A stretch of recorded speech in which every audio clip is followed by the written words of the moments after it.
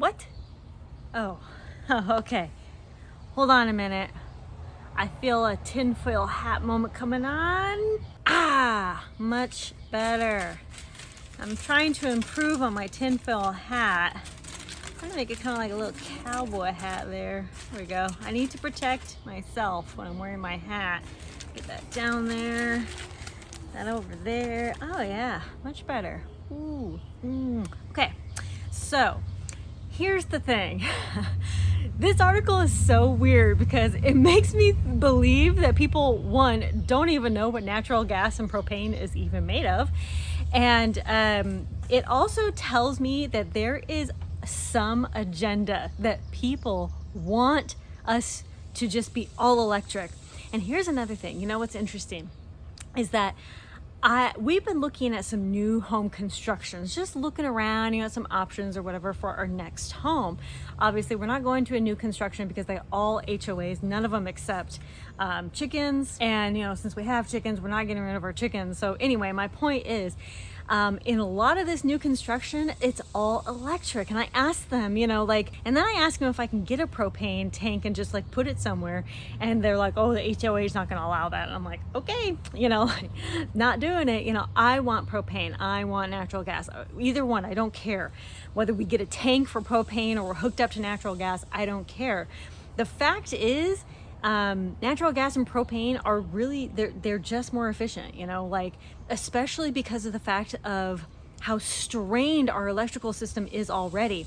Let's look at that, of the, propane and natural gas is so dangerous. And then California wants to completely ban gasoline cars. What was it, in 10 years or something? I think it was actually less than that. But anyway, they want to ban gas cars soon.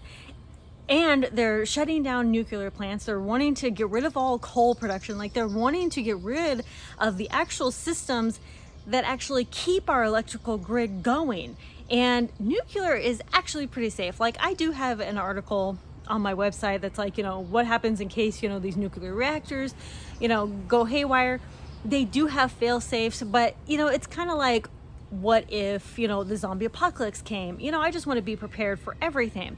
But that doesn't mean that, nuclear isn't an option. It doesn't mean that coal is not continue to be an option.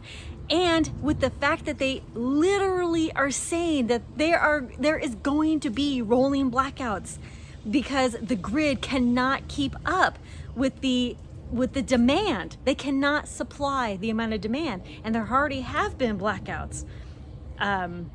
I can't remember who said it. I wish I saw the person in which there was they said that there was a blackout simply because it was too much demand on a really hot day. Too many people were running their air conditioners.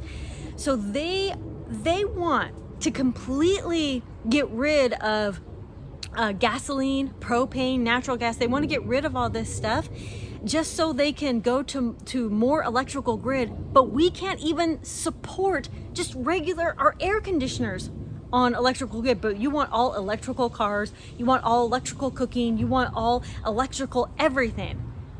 This is not the way, okay? It's just not.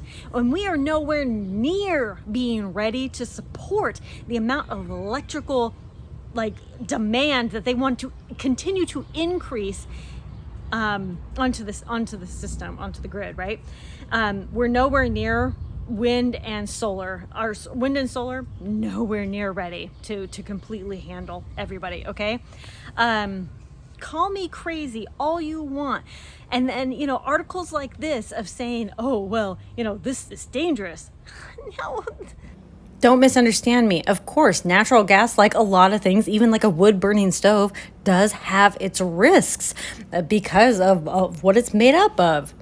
But like most things, we just need to be safe. We have to understand that it's combustible. We also have to understand that you can be asphyxiated by it. You know what I mean? There's all these risks, but we have to understand that there's risks in everything. And as long as we use it properly, It'll be fine. Next, they're going to say that wood burning stoves are dangerous. You know what I mean? Like, it's absolutely absurd the direction that they keep trying to put us in. They're putting us in a place in which we are going to be so reliant on them that when there are rolling blackouts because the grid can't handle it, or when they do realize, oh shoot, we weren't ready for all this extra electrical demand, but we can't go back now, then we're going to be totally 100% reliant on them.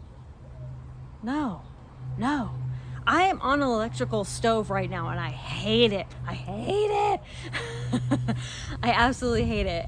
But of course we have backups. We have the Coleman and we have, a bunch of backups. But it's really frustrating when we keep seeing our society pushing us towards, more electrical options when we can't even support our current electrical needs. So, everything's got to come from somewhere. Our resources, our manufacturing, it's all got to come from somewhere. And they keep pushing for more environmentally friendly options, but we're nowhere there. And maybe we will get there one day, but it's not going to be anytime soon. That's what I personally think. So we just have to keep being prepared in our own way. I think having individual solar on your house and powering your own house, that's great.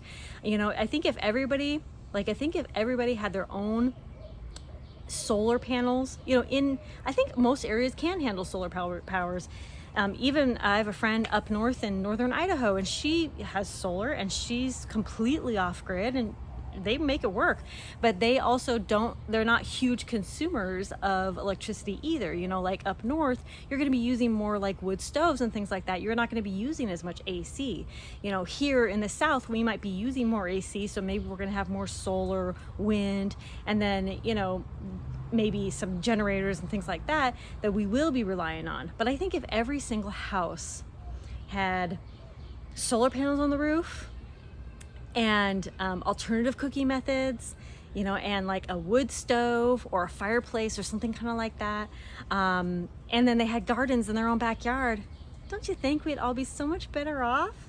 I'm gonna take that tinfoil hat off now, because that's a dream that I'd love to see happen. I mean, really, think about it. It's like the Victory Gardens. You put the Victory Garden in the backyard, you have your solar panels, you reduce your energy usage a little bit, you realize how to use things in different ways, you learn how to live a more off-grid kind of life.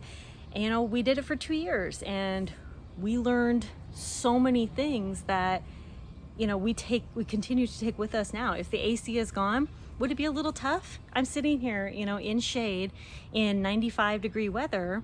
It's been like 100 degrees slamming down on us for the past 2 or 3 weeks, and it's been hard. If the AC were to be taken away, a lot of people would perish, I think. And simply because you normally go from like one AC one AC room to the other. You go AC car to your AC house, AC work to your AC car to your AC work, and it just goes around and around like that. So people are having a hard time adapting to that warmer weather. And it is tough, but you get in the water, you stay in the shade, you drink tons of water. Like I said, we did it for a long time, and it's a little different and it's a little tougher, but you get used to it. Oh, well, I guess that's my cue. What are you doing? Crazy chickens. I must have my chickens. I will always have chickens. All right. Thank y'all so much for watching Conquer Tomorrow by Preparing Today. And I will talk to y'all later. Bye.